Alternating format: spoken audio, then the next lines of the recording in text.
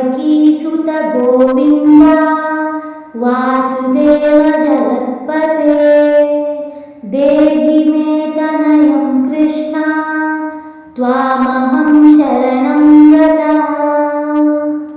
ಶ್ರಾವಣ ಮಾಸದಲ್ಲಿ ಅತ್ಯಂತ ಮುಖ್ಯವಾದ ದಿನ ಅಂದರೆ ಅದು ಏಕಾದಶಿ ಅಂತ ಹೇಳಲಾಗುತ್ತೆ. ಈ ದಿನ ಪುತ್ರದ ಏಕಾದಶಿ. ಪುತ್ರದ ಏಕಾದಶಿ ಅಂದರೆ ಮಹಾವಿಷ್ಣುವು ಸಂತಾನವಿಲ್ಲದವರಿಗೆ ಸಂತಾನವನ್ನು ಕರುಣಿಸುವಂತಹ ಮಹೋನ್ನತ ದಿನವಾಗಿರುತ್ತೆ. ಈ ದಿನ ವಿಷ್ಣುವನ್ನು ಅಥವಾ ವಿಷ್ಣುವಿನ ಯಾವುದೇ ಅವತಾರವನ್ನು ಯಾರ್ಯಾರು ನೆನಿತಾರೋ, ಯಾರ್ಯಾರು ಅವನನ್ನು ಆರಾಧಿಸ್ತಾರೋ ಅವರಿಗೆ ಉತ್ತಮವಾದಂತಹ ಆರೋಗ್ಯ ಭಾಗ್ಯ, ಸಂತಾನ ಭಾಗ್ಯ, ಆಯುಷ್ಯ ಮತ್ತು ಕುಟುಂಬದಲ್ಲಿ ಸುಖ ಶಾಂತಿ ನೆಲೆಸುವಂತೆ ಅವನು ಅನುಗ್ರಹವನ್ನು ಮಾಡ್ತಾನಂತೆ. ಈ ದಿನ ಮಹಾವಿಷ್ಣುವಿನ ಕುರಿತು ಉಪವಾಸವಿದ್ದು ಮಹಾವಿಷ್ಣುವನ್ನು ಪೂಜಿಸಿ ವಿಷ್ಣು ಸಹಸ್ರನಾಮ, ವಿಷ್ಣು ಮಂತ್ರ ಅಥವಾ ಏಕಾದಶಿ ವ್ರತಕಥೆಯನ್ನು ಕೇಳೋದು, ಪಠಿಸೋದು ಶ್ರೇಷ್ಠ ಅಂತ ಹೇಳಲಾಗುತ್ತೆ. ಸಂತಾನ ಪ್ರಾಪ್ತಿಗಾಗಿ ಪ್ರಾರ್ಥನೆಯನ್ನು ಮಾಡ್ಕೋಬೇಕು. ಸಂತಾನವಿಲ್ಲದವರು ಮಕ್ಕಳ ಆರೋಗ್ಯ ಮತ್ತು ದೀರ್ಘಾಯುಷ್ಯಕ್ಕಾಗಿ ಮಕ್ಕಳು ಇದ್ದವರು ಪ್ರಾರ್ಥನೆಯನ್ನು ಮಾಡ್ಕೋಬೇಕು. ಕುಟುಂಬದಲ್ಲಿ ಸುಖ ಶಾಂತಿ ನೆಲೆಸಲಿ ಅಂತ ಎಲ್ಲರೂ ಪ್ರಾರ್ಥಿಸಬೇಕು. ಇದರಿಂದ ಮಹಾವಿಷ್ಣುವಿನ ಅನುಗ್ರಹ ನಮ್ಮ ಮೇಲೆ ಬೀಳುತ್ತೆ. ಪಾಪ ಕರ್ಮಗಳ ನಿವಾರಣೆ ಆಗುತ್ತೆ. ಆಧ್ಯಾತ್ಮಿಕವಾಗಿ ಶ್ರೇಯಸ್ಸು ಲಭಿಸುತ್ತೆ ಅಂತ ಹೇಳ್ತಾರೆ. ಈ ಎಲ್ಲ ಉದ್ದೇಶದಿಂದ ಭಕ್ತರು ಈ ವ್ರತವನ್ನು ಆಚರಿಸ್ತಾರೆ. ಈ ದಿನ ಬೆಳಿಗ್ಗೆ ಬೇಗ ಎದ್ದು ಸ್ನಾನವನ್ನು ಮಾಡಿ ಮನೆಯ ಪೂಜಾ ಸ್ಥಳವನ್ನು ಸ್ವಚ್ಛಗೊಳಿಸಿ ವಿಷ್ಣುವಿನ ಚಿತ್ರ ಅಥವಾ ವಿಗ್ರಹವನ್ನು ಪ್ರತಿಷ್ಠಾಪಿಸಿ ಪೂಜೆಯನ್ನು ಮಾಡಬೇಕು. ತುಳಸಿ ದಳ, ಹೂವು, ಹಣ್ಣು, ಪಂಚಾಮೃತ ಅಥವಾ ನೈವೇದ್ಯವನ್ನು ಅರ್ಪಿಸಿ ಭಕ್ತಿಯಿಂದ ಪೂಜೆಯನ್ನು ಸಲ್ಲಿಸಬೇಕು. ನಂತರ ಮಹಾವಿಷ್ಣುವಿನ ಮಂತ್ರವನ್ನು ಜಪಿಸಿ ಪುತ್ರದ ಏಕಾದಶಿಯ ವ್ರತಕಥೆಯನ್ನು ಕೇಳೋದು ಉತ್ತಮ ಅಂತ ಕೂಡ ಹೇಳಲಾಗುತ್ತೆ. ಹಾಗಾಗಿ ಈ ದಿನ ಉಪವಾಸ ವ್ರತವನ್ನು ಆಚರಿಸೋಕ್ಕೆ ಸಾಧ್ಯವಾಗದಿದ್ದರೂ ನಮ್ಮ ಮನೆಯ ನೆಮ್ಮದಿಗಾಗಿ, ನಮ್ಮ ಸಂತಾನಕ್ಕಾಗಿ ನಾವು ಈ ಮಂತ್ರದ ಆರಾಧನೆಯನ್ನು ಮಾಡಿದ್ರೂ ಕೂಡ ನಾರಾಯಣನ ಅನುಗ್ರಹ ನಮ್ಮ ಮೇಲೆ ಲಭಿಸುತ್ತೆ. ಈಗ ತಡ ಮಾಡದೆ ನನ್ನ ಜೊತೆಯಲ್ಲಿ ನೀವು ಕೂಡ ಈ ಮಂತ್ರದ ಪಾರಾಯಣದಲ್ಲಿ ಪಾಲ್ಗೊಳ್ಳಿ. ಓಂ ದೇವಕೀಸುತ ಗೋವಿಂದ ವಾಸುದೇವ ಜಗತ್ಪತೆ ದೇಹಿ ಮೇ ತನಯಂ ಕೃಷ್ಣ ತ್ವಾಮಹಂ ಶರಣಂ ಗತಃ. ಓಂ ನಾರಾಯಣಾಯ ನಮಃ. ಓಂ ದೇವಕೀಸುತ ಗೋವಿಂದ ವಾಸುದೇವ ಜಗತ್ಪತೆ ದೇಹಿ ಮೇ ತನಯಂ ಕೃಷ್ಣ ತ್ವಾಮಹಂ ಶರಣಂ ಗತಃ. ಓಂ ನಾರಾಯಣಾಯ ನಮಃ. ಓಂ ದೇವಕೀಸುತ ಗೋವಿಂದ ವಾಸುದೇವ ಜಗತ್ಪತೆ ದೇಹಿ ಮೇ ತನಯಂ ಕೃಷ್ಣ ತ್ವಾಮಹಂ ಶರಣಂ ಗತಃ. ಓಂ ನಾರಾಯಣಾಯ ನಮಃ. ಓಂ ದೇವಕೀಸುತ ಗೋವಿಂದ ವಾಸುದೇವ ಜಗತ್ಪತೆ ದೇಹಿ ಮೇ ತನಯಂ ಕೃಷ್ಣ ತ್ವಾಮಹಂ ಶರಣಂ ಗತಃ. ಓಂ ನಾರಾಯಣಾಯ ನಮಃ. ಓಂ ದೇವಕೀಸುತ ಗೋವಿಂದ ವಾಸುದೇವ ಜಗತ್ಪತೆ ದೇಹಿ ಮೇ ತನಯಂ ಕೃಷ್ಣ ತ್ವಾಮಹಂ ಶರಣಂ ಗತಃ. ಓಂ ನಾರಾಯಣಾಯ ನಮಃ. ಓಂ देवकीसुत गोविन्द वासुदेव जगत्पते देहि मे तनयं कृष्ण त्वामहं शरणं गतः।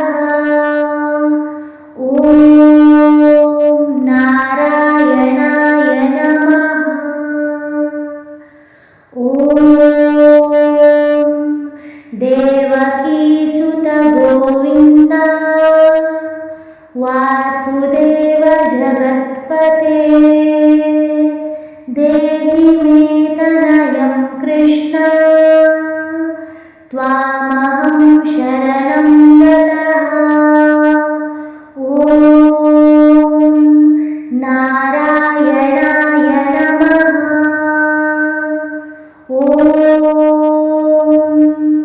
देवकीसुत गोविन्द वासुदेव जगत्पते देहि मे तनयं कृष्ण त्वामहं शरणं गतः। ॐ नारायणाय नमः। ॐ देवकीसुत गोविन्द वासुदेव जगत्पते देहि मे तनयं कृष्ण त्वामहं शरणं गतः। ॐ नारायणाय नमः। ॐ देवकीसुत गोविन्द वासुदेव जगत्पते देहि मे तनयं कृष्ण त्वामहं शरणं गतः। ॐ नारायणाय नमः। ॐ देवकीसुत गोविन्द वासुदेव जगत्पते देहि मे तनयं कृष्ण त्वामहं शरणं गतः। ॐ नारायणाय नमः। ॐ देवकीसुत गोविन्द वासुदेव जगत्पते देहि मे तनयं कृष्ण त्वामहं शरणं गतः। ॐ नारायणाय नमः। ॐ देवकीसुत गोविन्द वासुदेव जगत्पते देहि मे तनयं कृष्ण त्वामहं शरणं गतः। ॐ नारायणाय नमः। ॐ देवकीसुत गोविन्द वासुदेव जगत्पते देहि मे तनयं कृष्ण त्वामहं शरणं गतः। ॐ नारायणाय नमः। ॐ देवकीसुत गोविन्द वासुदेव जगत्पते देहि मे तनयं कृष्ण त्वामहं शरणं गतः। ॐ नारायणाय नमः। ॐ देवकीसुत गोविन्द वासुदेव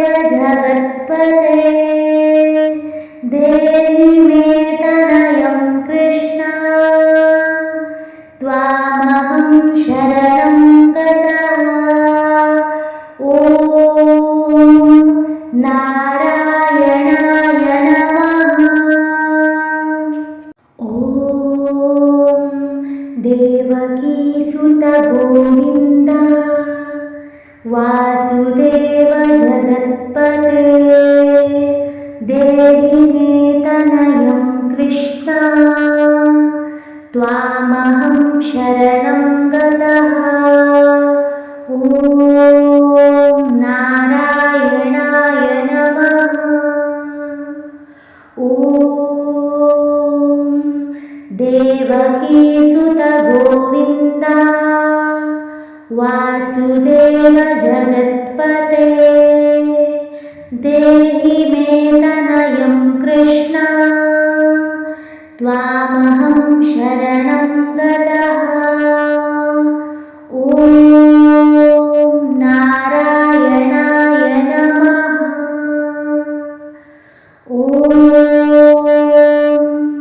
देवकीसुत गोविन्द वासुदेव जगत्पते देहि मे तनयं कृष्ण त्वामहं शरणं गतः। ॐ नारायणाय नमः। ॐ देवकीसुत गोविन्द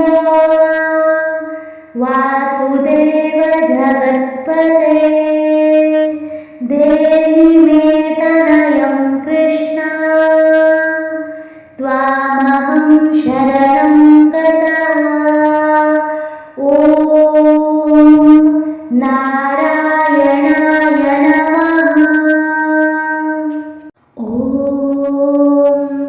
देवकीसुत गोविन्द वासुदेव जगत्पते देहि मे तनयं कृष्ण त्वामहं शरणं गतः। ॐ नारायणाय नमः। ॐ देवकीसुत गोविन्द वासुदेव जगत्पते देहि मे तनयं कृष्ण त्वामहं शरणं गतः। ॐ नारायणाय नमः। ॐ देवकीसुत गोविन्द वासुदेव जगत्पते देहि मे तनयं कृष्ण त्वामहं शरणं गतः। ॐ नारायणाय नमः। ॐ देवकीसुत गोविन्द वासुदेव जगत्पते देहि मे तनयं कृष्ण त्वामहं शरणं गतः। ॐ नारायणाय नमः। ॐ देवकीसुत गोविन्द वासुदेव जगत्पते देहि मे तनयं कृष्ण त्वामहं शरणं गतः। ॐ नारायणाय नमः। ॐ देवकीसुत गोविन्द वासुदेव जगत्पते देहि मे तनयं कृष्ण त्वामहं शरणं गतः। ॐ नारायणाय नमः। ನೀವು ಕೂಡ ನನ್ನ ಜೊತೆಯಲ್ಲಿ ಪಾರಾಯಣವನ್ನು ಮಾಡಿದ್ದೀರಾ. ಲಕ್ಷ್ಮೀನಾರಾಯಣರ ಕೃಪೆಯಿಂದ ನಿಮ್ಮ ಮನೆಗಳಲ್ಲಿ ಸುಖ ಸೌಭಾಗ್ಯ ನೆಲೆಸುವಂತಾಗಲಿ. ನನ್ನ ಚಾನಲ್ನ ಸಬ್ಸ್ಕ್ರೈಬ್ ಮಾಡದೆ ನೋಡಿದ್ದೀರಾ ಅಂದರೆ ದಯವಿಟ್ಟು ಸಬ್ಸ್ಕ್ರೈಬ್ ಮಾಡಿಕೊಂಡು ಇಂತಹ ಮುಂದಿನ ವಿಡಿಯೋಗಳಿಗಾಗಿ ನನ್ನ ಚಾನಲ್ನ ಫಾಲೋ ಮಾಡೋದನ್ನು ಮರಿಬೇಡಿ. ಧನ್ಯವಾದಗಳು.